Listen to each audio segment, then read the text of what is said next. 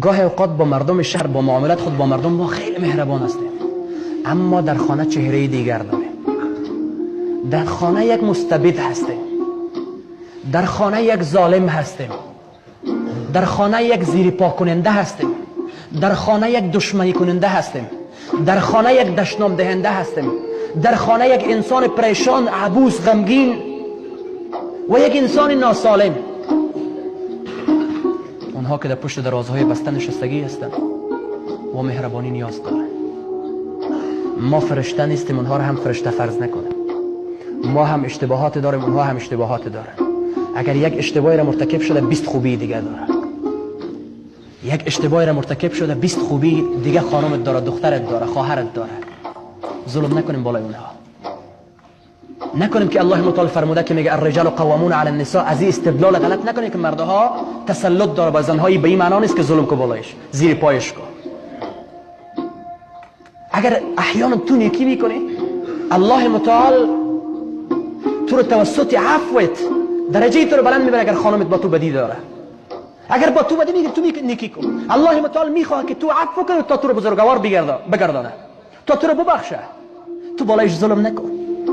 یکی از بزرگوارا، یکی از علما بر خانم خود گفته بود، گفت اگر کدام وقت من خشمگین شدم تو مرا آرام کن، اگر تو خشمگین شدی من تو رو آرام میکنم. اگر امی تو نباشه زندگی ما تو به زودترین فرصت سقوط میکنه، اولادای ما تو فرزندای ما تو بی سرنوشت میشه. چرا یک لحظه تحمل در مقابل اینها نداریم؟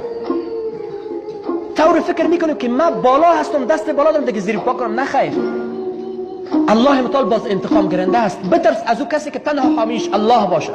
حامی او الله است. با فرزندایتون محبت کن. والله العظیم قسم، در خانواده‌ای که بخشش نباشه، در خانواده‌ای که مهربانی نباشه، در خانه‌ای که محبت نباشه، صمیمیت نباشه، عفو گذشت نباشه، او خانواده ها فرزندایشان بزرگ نمیشه.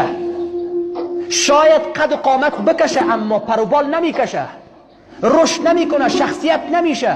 او سرکوب میشه، لطوکوب میشه، زیر پا میشه، اعتماد به نفس نداره، بی جرأت، نمیتونه یک کار را از خود انجام بده. این خانواده ها رو با این سرکوب نسازیم.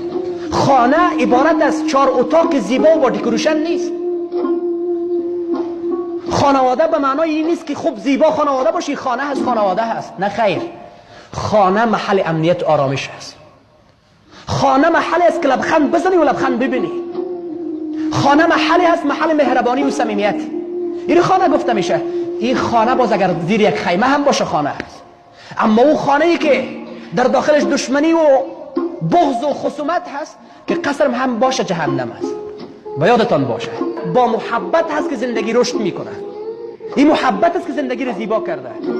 یک نفر را میبینی که در زیر خیمه با خانم خود خوب زندگی داره، اما دیگر میبینی در داخل قصر با او دشمنی داره. قتل های مرموز صورت میگیره به خاطر یک لحظه یکی نمیتونه